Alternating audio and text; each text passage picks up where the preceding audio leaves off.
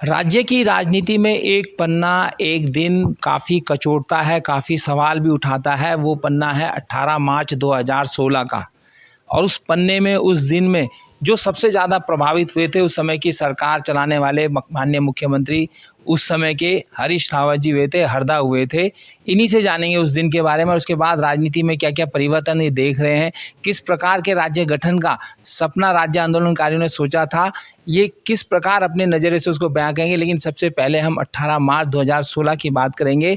उस दिन क्या हुआ था, कैसे हुआ था, वो सब आपको पता है, लेकिन उसके बाद क्या क्या प्रभाव राज्य की राजनीति में हुआ, उसके बारे में जानेंगे। क्या कहेंगे हरदा आप उस दिन के बारे में? वो दिन मेरे लिए तो एक चुनौतीपूर्ण दिन था और उसने मेरे सामने कई परीक्षाएं खड़ी की। और अपने इस देवता की कृपा से, भगवान केदार की कृपा से मैं उन परीक्षाओं में पास हो गया, मेरी सरकार भी पास हो गई। मगर कुछ चीजें ऐसी होती हैं जिनका प्रभाव राज्य की राजनीति पर और राज्य के सामाजिक आर्थिक जीवन पर बड़ा गहरा पड़ता है। तो उस दिन के घटनाक्रम का जो असर है, हमारे जीवन से ज्यादा महत्वपूर्ण जो है राज्य का जीवन, यहाँ का सामाजिक जीवन, यहाँ का आर्थिक जीवन, व्यक्ति की आकांक्षाएं, वो सब चीजें हैं। तो उन पर बड़ा दुष्प्रभाव पड़ा, क्योंकि पहली बार राज्य के अंदर एक ऐसा पाप कर्म हुआ, एक ऐसा संवैधानिक कुकृति हुआ, संविधान के साथ ऐसा कुकृति हुआ जिसके परिणाम स्वरूप एक चलती हुई सरकार के अपने लोगों ने, इसमें मंत्रीगण भी सम्मिलित थे, उन्होंने जो है बजट पारित करने वक्त में लास्ट मंथ जिस समय विनियोग विधेयक पारित हो गया, तो वो विनियोग विधेयक पारित होने के बाद जो है विरोध शुरू कर दिया।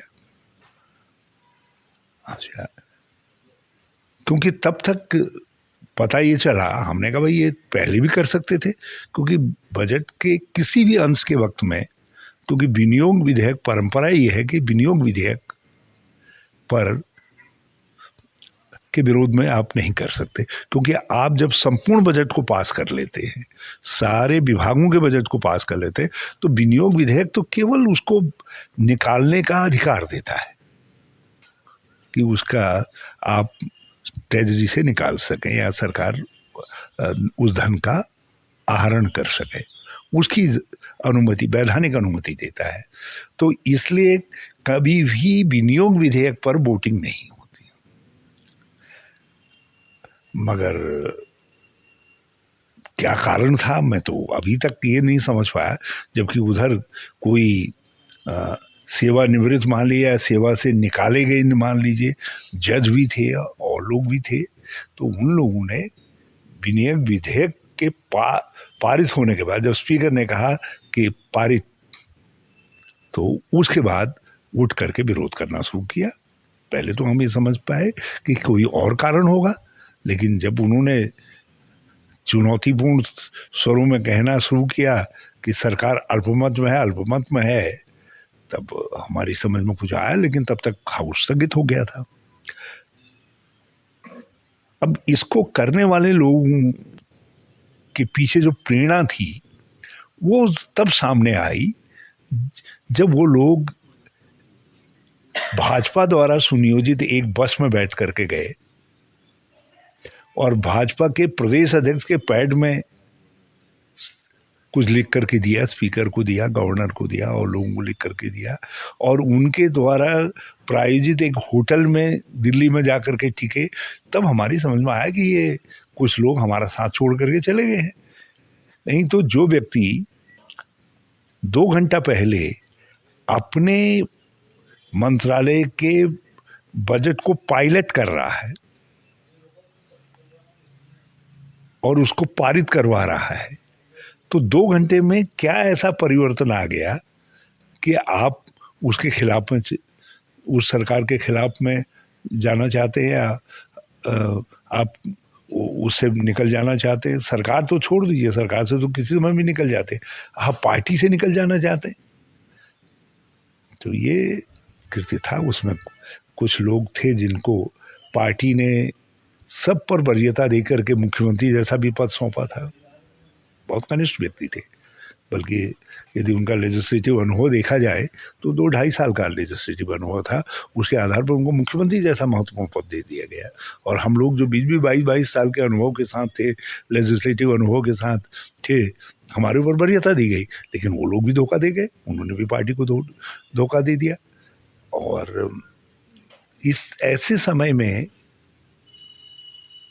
कुछ घाव तो लगते हैं, क्योंकि एक चलती हुई सरकार को डिस्टेबलाइज करने की कोशिश हुई। फिर हरदा, एक सवाल है, आज 7 साल लगभग होने को आ रहा है, वो अभी तक आरोपी की पहचान या चिन्हीकरण नहीं हो पाया। आप भी राजनीतिक अनुभव रखते हैं, तो आपको लगा कौन मुख्य आरोपी था जिसने ये सारा कालखंड रचा और जिसने 18 मार्च 2016 को इस तरीके से कार्यक्रम बनाया? भाजपा का राष्ट्रीय नेतृत्व था, क्योंकि जिस तरीके से एक ऐसी जगह में, एयरपोर्ट में, जहां कोई साधारण व्यक्ति नहीं जा सकता है, मैं उतर करके टॉयलेट के लिए गया तो पता चला वहाँ एक व्यक्ति बैठा हुआ है। नमस्ते नमस्ते हुई, क्योंकि पत्रकार के वेशभूषा में था, पत्रकार के आवरण में था, और ऐसी बातचीत शुरू की, और उसी का उन्होंने वीडियो बना करके कह दिया कि स्टिंग हो गया, स्टिंग कर दिया। और वो भी तब पता चला जब भाजपा ने दिल्ली में रिलीज किया, क्योंकि स्टिंग की एक मूल मान्यता ये है कि जब आप ऐसा कर रहे होते हैं तो आप अपने चैनल के लिए करते हैं, पहले अपने चैनल में दिखाते हैं या अपने अखबार में प्रकाशित करते हैं, तब उसको किसी दूसरे को देते हैं। लेकिन इसमें तो भाजपा को दिया गया, और भाजपा ने प्रेस कॉन्फ्रेंस की दिल्ली के अंदर, कहा, और प्रेस कॉन्फ्रेंस की 1 घंटे के अंदर वो वीडियो चंडीगढ़ भी जाता है, और चंडीगढ़ फॉरेंसिक लेबोरेटरी से पास होकर के भी आ जाता है, और प्रधानमंत्री गुवाहाटी से भागे भागे आते हैं, और आ करके जो है मंत्रिमंडल की बैठक होती है। और बल्कि एक व्यक्ति मंत्री ही थे, उन्होंने मेरे पास टेलीफोन आया, कहने लगे भाई तुम्हारी सरकार को भंग करना चाह रहे हैं। हरदा, एक और बात तो है, ये स्थिति, और सरकार भंग कर दी गई, सरकार भंग कर दी गई। जबकि भाई स्पीकर के पास मामला है, स्पीकर आप जांच तो करने देते, फिर विधानसभा बुला लेते, जो बुलाई गई। गवर्नर ने हमको नोटिस देकर के कहा कि आप विधानसभा में अपना बहुमत सिद्ध करिए। हमने कहा ठीक है, हम बहुमत सिद्ध करेंगे, लेकिन हमको ये मौका ही नहीं दिया गया कि हम बहुमत सिद्ध करें, और उससे पहले हमारी सरकार बर्खास्त कर दी गई। तो ये इससे हुआ, ये उसके एक तो धन बल से, केंद्र सरकार के सत्ता बल से एक दल बदल का इतिहास उत्तराखंड में शुरू हुआ, किसी भी सरकार को गिराने के लिए, चुनी हुई सरकार को गिराने के लिए, बहुमत से काम कर रही सरकार को गिराने के लिए। तो एक तो ये पापपूर्ण काम भाजपा ने किया, और उनके साथ उस पापपूर्ण कार्य में कुछ हमारे साथी सम्मिलित हुए, जो हमारे भूतपूर्व साथी थे, अब तो जो है वो सम्मिलित हो गए। दूसरा जो उससे भी गंभीर पापपूर्ण कार्य हुआ, वो इस बात का हुआ कि केंद्र सरकार ने राष्ट्रपति शासन लगाया, जिसको सुप्रीम कोर्ट ने अवैध घोषित किया, हाई कोर्ट ने भी अवैध घोषित किया, सुप्रीम कोर्ट ने भी अवैध घोषित किया। वो दल बदल हुआ, जिस दल बदल को स्पीकर ने ही जो है गलत नहीं माना, बल्कि हाई कोर्ट और सुप्रीम कोर्ट दोनों ने कहा ये पाप कर्म किया गया है, पाप है, महापाप है संसदीय लोकतंत्र के लिए। तीसरा, इससे भी जो गंभीर बात ये थी कि एक सरकार एक लय में काम करती है। जब आप दौड़ रहे होते हैं तो आप एक लय में दौड़ते हैं, एक लक्ष्य तक आप पहुंचना चाहते हैं। तो हमारी सरकार की लय तोड़ दी गई। तो जिस लय में हम लक्ष्य तक पहुंचना चाहते थे, लोगों को एक अच्छी उपलब्धिपूर्ण सरकार देना चाहते थे, कुछ कामों को करना चाहते थे, कुछ हमारे वादे थे और कुछ नई योजनाएं हमने श्री गणेश किया था, उनको हम धरती पर उतारना चाहते थे, उस पर ब्रेक लग गया। और ब्रेक भी ऐसा लगा कि जो बजट पारित हो गया था विधानसभा से, हाई कोर्ट ने भी माना कि पारित है, सबने माना पारित है, मगर वो गवर्नर के पास भेज दिया था। गवर्नर ने उसको अनुमोदित करने के बजाय राष्ट्रपति को भेज दिया। राष्ट्रपति के वहां से लॉ मिनिस्ट्री को भेज दिया गया। लॉ मिनिस्ट्री के वहां से हम जहां पूछें 3 महीने लग गए हमको बजट खोजने में। हमने कहा भाई विधानसभा द्वारा पारित, वो बजट तो दे दीजिए हमको, वो विनियोग बिल तो दे दीजिए, बजट तो पारित हो गया था, वो विनियोग विधेयक तो दे दीजिए हमको, ताकि हमको रुपया निकालने की सरकार को सहूलियत हो। जब हम बहुमत सिद्ध कर चुके थे विधानसभा में, जब हमारा बहुमत सुप्रीम कोर्ट के दिशा निर्देशन में सिद्ध हुआ, तो फिर हम उस बजट को खोजा हमने, तो बजट ही नहीं मिले। मतलब एक नया इतिहास बना हमारी विधानसभा में कि दूसरी बार पूर्ण बजट विधानसभा को पारित करना पड़ा। पहला बजट 4 महीने गड़बड़ा रह गया। तो अब 1 साल के वित्तीय वर्ष में 4 महीने यदि बजट गड़बड़ाए रह जाए तो विकास कहाँ से होगा भैया, काम कहाँ से होंगे। तो हमारे वर्ष 2016 को भाजपा के केंद्रीय नेतृत्व ने कुछ दल बदलू लोगों के साथ, कुछ सत्ता लोभियों के साथ, कुछ धन के लूट के सौदागरों के साथ जो है षड्यंत्र रच करके 4 महीने बजट को गड़बड़ा दिया, राज्य के विकास को अवरुद्ध कर दिया, और उससे उसका प्रभाव जो है राज्य की राजनीति पर पड़ा। और आज भी यदि कांग्रेस सत्ता से बाहर है तो उसकी पृष्ठभूमि जो है, उसकी पटकथा जो है 18 मार्च को ही लिखी गई। एक और सवाल है, 18 मार्च को कांग्रेस की सरकार गिराने का काफ़ी भरसक प्रयास हुआ, सफल प्रयास हुआ, लेकिन 18 मार्च को क्यों कांग्रेस भूलती जा रही? हमने पिछली बार भी देखा, उससे पहले भी देखा, कोई कार्यक्रम नहीं होता, कोई आंदोलन नहीं होता, कोई विरोध नहीं होता। जबकि 8 नवंबर 2016 को नोटबंदी भी हुई थी, उसका कुछ विरोध हम देख लेते हैं, पर 18 मार्च 2016 का विरोध हम बहुत कम देख पाते हैं, या ना के बराबर देख पाते हैं। तभी मैं भी जब एकांत में विचार करता हूँ तो मुझे आश्चर्य होता है, क्योंकि मोदी जी की पहली हार थी राजनीतिक, और लोकतंत्र की, संसदीय लोकतंत्र की, संवैधानिक लोकतंत्र की ये पहली जीत थी मोदी जी की सरकार के कृति के ऊपर। एक नया इतिहास बना है। नया इतिहास ये बना कि कोई बर्खास्त सरकार फिर से सत्ता में आई बिना शपथ लिए, मुख्यमंत्री फिर से सत्ता में आया बिना शपथ लिए। मतलब मुझे 3 बार, मैं एक बार बर्खास्त हुआ, फिर दूसरी बार, फिर तीसरी बार जो है फिर बहुमत सिद्ध होने के बाद फिर मुख्यमंत्री का काम संभाला। तो ये एक नया इतिहास बना अपने आप में। इसको ये कहा जा सकता है कि ये मुंबई केस जो है, जिसके आधार पर हमने चुनौती दी बर्खास्तगी को, मुंबई केस में भी मुख्यमंत्री दूसरी बार नहीं आ पाए थे, जजमेंट बाद में आया था। हमारे वाले मामले में ही ऐसा मामला है जिसमें बर्खास्त सरकार फिर से स्थापित हुई और केंद्र सरकार को एक चुनौती के रूप में स्थापित हुई। केंद्र सरकार के उस पर न्यायिक, जिसको झापड़ कहे, न्यायिक झापड़ पड़ा। लेकिन कांग्रेस तो बड़ी शालीन पार्टी है ना, ये तो बड़ी सहृदय पार्टी भी है, शालीन पार्टी भी है, और अपने तरीके से वेजिटेरियन पार्टी है, तो किसी को दुख नहीं पहुंचाना चाहती है।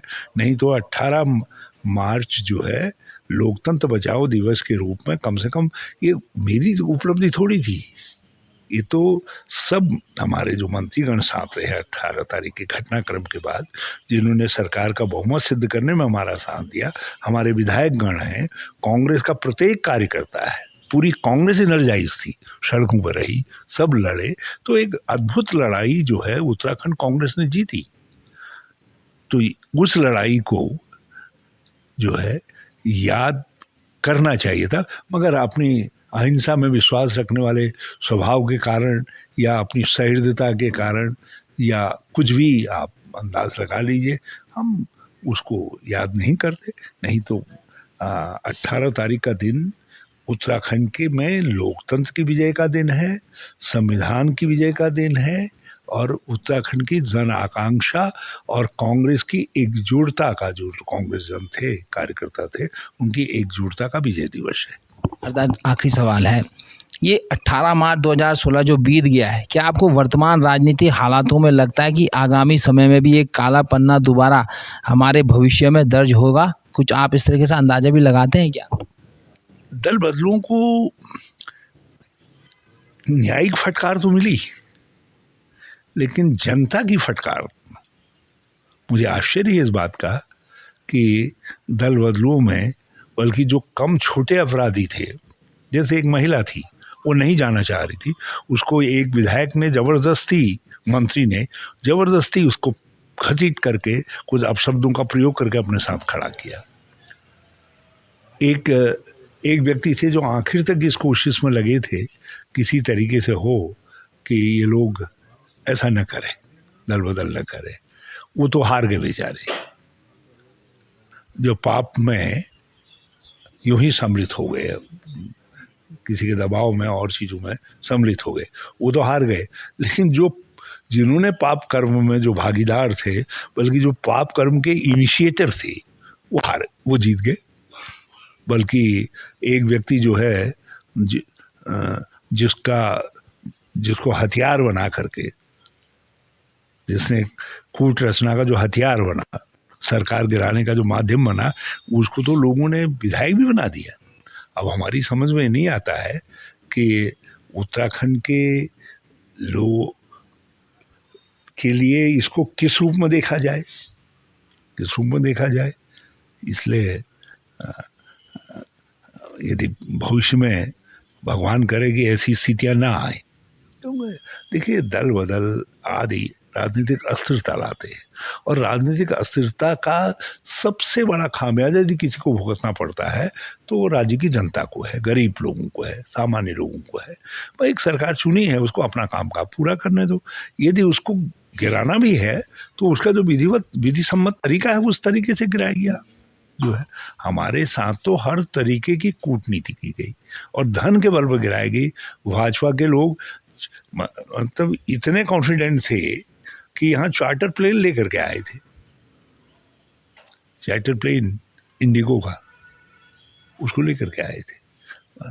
पैसे लेकर के अलग अलग लोग अलग अलग चार्टर प्लेन से आए, 6-7 चार्टर प्लेन यहाँ रखे हुए थे।